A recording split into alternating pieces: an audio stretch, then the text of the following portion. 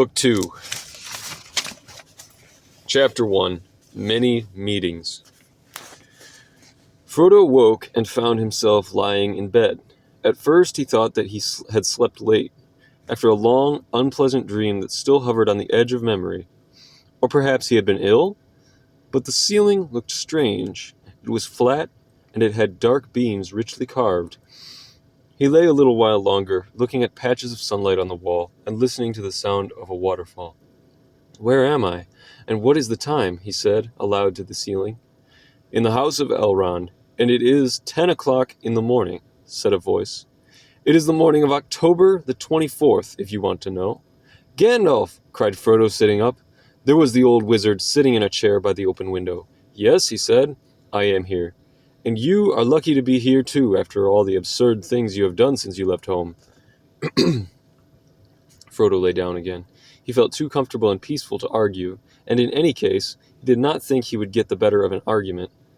He was fully awake now, and the memory of his journey was returning, the disastrous shortcut through the old forest, the accident at the Prancing Pony, and his madness in putting on the ring in the dell under Weathertop. While he was thinking of all these things and trying in vain to bring his memory down to his arriving in Rivendell, there was a long silence, broken only by the soft puffs of Gandalf's pipe as he blew white smoke rings out of the window. "Where is Sam?" Frodo asked at length. "And are the others all right?" "Yes, they are all safe and sound," answered Gandalf. "Sam was here until I sent him off to get some rest, about half an hour ago." "What has happened to at the ford?" said Frodo. "It all seemed so dim, somehow, and it still does." "Yes, it would. You were beginning to fade," answered Gandalf. "The wound was overcoming you at last. A few more hours, and you would have been beyond our aid. But you have some strength in you, my dear hobbit, as you showed at the barrow. That was touch and go. That was touch and go. Perhaps the most dangerous moment of all. I wish you could have held out at Weathertop." "You seem to know a great deal already," said Frodo. "I have not spoken to the others about the barrow. At first it was too horrible, and afterwards there were other things to think about. How do you know about it?" "You have talked long in your sleep, Frodo," said Gandalf gently. "And it has not been hard for me to read your mind and memory. Do not worry. Though I said absurd just now, I did not mean it. I think well of you and of the others. It is no small feat to have come so far, and through such dangers still bearing the ring." "We should never have done it without Strider," said Frodo, "but we needed you. I did not know what to do without you." "I was delayed," said Gandalf, "and that nearly proved our ruin. And yet I am not sure. It may have been better so. I wish you would tell me what happened. All in good time. You were not supposed to talk or worry about anything today by Elrond's orders." "But talking would stop me thinking and wondering, which are quite as tiring," said Frodo. "I am wide awake now and remember so many things that I want explaining. Why were you delayed? You ought to tell me at least. That at least. "You will soon hear all that you wish to know," said Gandalf. "We shall have a council, as soon as you are well enough. At the moment, I will only say that I was held captive." "You!" cried Frodo. "Yes, I, Gandalf the Grey," said the wizard solemnly. "There are many powers in this world, for good or for evil. Some are greater than I am. Against some I have not yet been measured. But my time is coming. The Morgul Lord and his black riders have come forth. War is preparing." "Then you knew of the riders already, before I met them?" "Yes, I knew of them. Indeed, I spoke of them once to you, for the black riders are the Ringwraiths, the 9 servants of the Lord of the Rings. But I did not know that they had arisen again, or I should have fled with you at once. I heard news of them only after I left you in June, but that story must wait. For the moment, we have been saved from disaster by Aragorn." "Yes," said Frodo, "it was Strider that saved us, yet I was afraid of him at first. Sam never quite trusted him, I think, not at any rate until we met Glorfindel." Gandalf smiled. "I have heard all about Sam," he said. "He has no more doubts now." "I am glad," said Frodo, "for I have become very fond of Strider. Well, fond is not the right word. I mean, he is dear to me, though he is strange and grim at times. In fact, he reminds me often of you.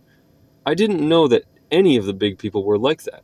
I thought, well, they were just big and rather stupid, kind kind and stupid like Butterbur, or stupid and wicked like Bill Ferny. But then we don't know much about men in the Shire, except perhaps the Brelanders. You don't know much even about them if you think old Barleyman is stupid, said Gandalf. He is wise enough on his own ground. He thinks less than he talks, and slower. Yet he can see through a brick wall in time, as they say in Bree. But there are few left in Middle-earth like Aragorn, son of Arathorn. The race of the kings from over the sea is nearly at an end. It may be that this War of the Ring will be their last adventure. Do you really mean that Strider is one of the people of the old kings? Said Frodo in wonder. I thought they had all vanished long ago. I thought he was only a ranger. Only a ranger? Cried Gandalf. My dear Frodo, that is just what the rangers are. The last remnant in the north of a great people, the men of the west. They have helped me before, and I shall need their help in days to come. For we have reached Rivendell, but the ring is not yet at rest. I suppose not, said Frodo. But so far, my only thought has been to get here, and I hope I shan't have to go any further. It is very pleasant just to rest. I have had a month of exile and adventure, and I find that has been as much as I want. He fell silent and shut his eyes. After a while he spoke again. I have been reckoning, he said, and I can't bring the total up to October the 24th. I thought it ought to be the 21st. We must have reached the ford by the 20th. You have talked and reckoned more than is good for you, said Gandalf. How do the side and shoulder feel now? I don't know, answered Frodo. They don't feel at all, which is an improvement, but he made an effort. I can move my arm again a little. Yes, it is coming back to life. It is not cold, he added, touching his left hand with his right. Good, said Gandalf. It is mending fast. You will soon be sound again. Elrond has cured you. He has tended you for days, ever since you were brought in. Days, said Frodo. Well, 4 nights and 3 days, to be exact. The elves brought you from the ford on the night of the 20th, and that is where you lost count. We have been terribly anxious, and Sam has hardly left your side, day or night, except to run messages. Elrond is a master of healing, but the weapons of our enemy are deadly. To tell you the truth, I had very little hope, for I suspected that there was some fragment of the blade still closed in the wound. But it could not be found until last night. Then Elrond removed a splinter. It was deeply buried, and it was working inwards. Frodo shuddered, remembering the cruel knife with the notched blade that had vanished in Strider's hand. Don't be alarmed, said Gandalf. It is gone now. It has been melted, and it seems that hobbits fade very reluctantly. I have known strong warriors of the big people who would quickly have been overcome by that splinter, which you bore for 17 days. What would they have done to me? Asked Frodo. What were the riders trying to do?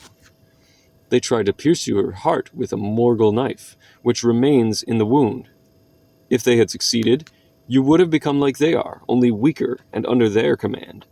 You would have become a wraith under the dominion of the Dark Lord, and he would have tormented you for trying to keep the ring, if any greater torment were possible than being robbed of it and seeing it on his hand. Thank goodness I did not realize the horrible danger, said Frodo faintly. I was mortally afraid, of course, but if I had known more, I should not have dared even to move. It is a marvel that I escaped. Yes, fortune or fate have helped you, said Gandalf, not to mention courage. For your heart was not touched, and only your shoulder was pierced, and that was because you resisted to the last. But it was a terribly narrow shave, so to speak. You were in gravest peril while you wore the ring, for then you were half in the wraith world yourself, and they might have seized you.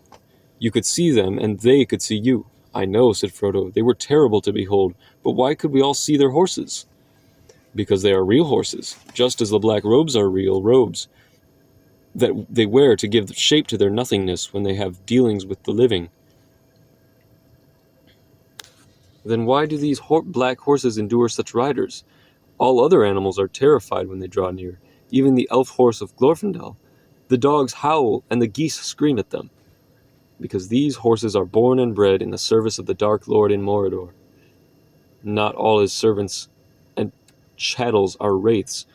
There are orcs and trolls. There are wargs and werewolves. And there have been, and still are, many men, warriors and kings, that walk alive under the sun and yet are under his sway. And their number is growing daily. What about Rivendell and the elves? Is Rivendell safe? Yes, at present, until all else is conquered, the elves may fear the Dark Lord, and they may fly before him, but never again will they listen to him or serve him. And here in Rivendell, they still live still some of his chief foes in the Elven wise, lords of the Eldar from beyond the farthest seas. They do not fear the Ringwraiths, for those who have dwelt in the Blessed Realm live at once in both worlds, and against both, the seen and the unseen, they have great power. I thought that I saw a white figure that shone and did not grow dim like the others. Was that Glorfindel then? Yes, you saw him for a moment, as he is upon the other side, one of the mighty of the firstborn. He is an elf lord of the House of Princes. Indeed, there is a power in Rivendell to withstand the might of Mordor for a while, and elsewhere other powers still dwell. There is power, too, of another, if things go on as they are going. There is power, too, of another kind in the Shire, but all such places will soon become islands under siege, if things go as they are going. The Dark Lord is putting forth all his strength. Still, he said, standing up suddenly and sticking out his chin, while his beard went stiff and straight like bristling wire, we must keep up our courage. You will soon be well, if I do not talk you to death. You are in Rivendell, and you need not worry about anything for the present. I haven't any courage to keep up, said Frodo, but I am not worried at the moment.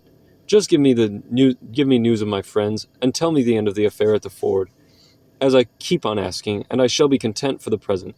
After that, I shall have another sleep, I think, but I shan't be able to close my eyes until you have finished the story for me. Gandalf moved his chair to the bedside, and took a good look at Frodo. The color had come back to his face, and his eyes were clear, and fully awake and aware. He was smiling, and there seemed to be little wrong with him, but to the wizard's eye there was a faint change, just a hint, as it were, of transparency about him, and especially about the left hand that lay outside upon the coverlet. Still, that must be expected, said Gandalf to himself. He is not half through yet, and to what he will come in the end, not even Elrond can foretell. Not to evil, I think. He may become like a glass filled with a clear light for eyes to see that can.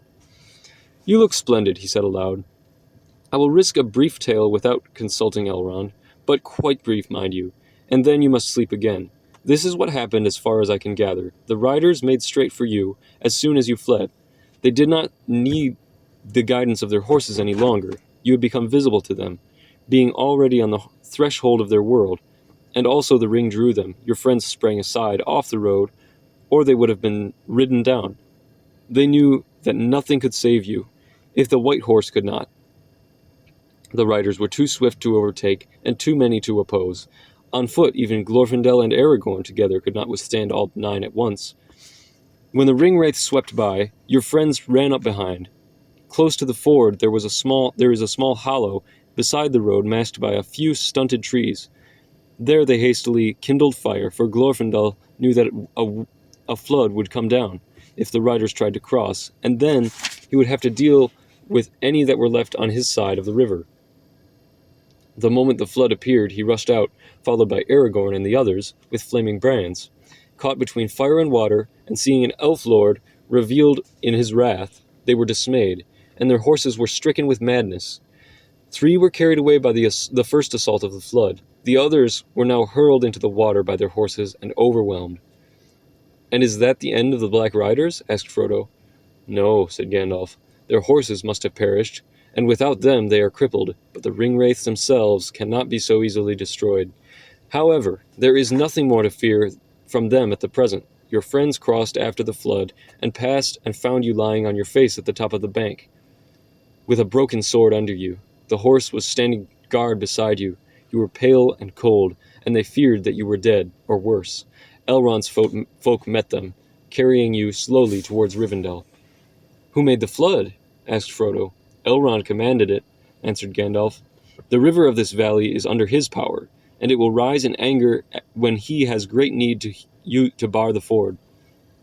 As soon as the captain of the Ringwraiths strode into the water, the flood was released. If I may say so, I added a few touches of my own. You may not have noticed, but some of the waves took on the form of great white horses with shining white riders, and there were many rolling and grinding boulders. For a moment I was afraid that we had let loose too fierce a wrath, and the flood would get out of hand and wash you all away. There is great vigor in the waters that come down from the snows of the misty mountains. Yes, it all comes back to me now, said Frodo. The tremendous roaring. I thought I was drowning, but with my friends and enemies and all. But now we are safe. Gandalf looked quickly at Frodo, but now he has shut his eyes. Yes, you are all safe for the present. Soon there will be feasting and merrymaking to celebrate the victory of the Ford of Brunnen, and you will all be there in places of honor. Splendid, said Frodo. It is wonderful that Elrond and Glorfindel are such great lords, not to mention Strider, should take so much trouble and show me so much kindness. Well, there are many reasons why they should, said Gandalf, smiling.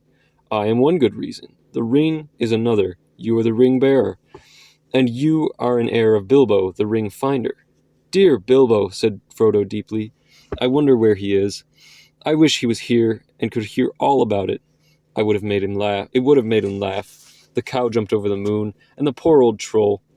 With that, he fell fast asleep.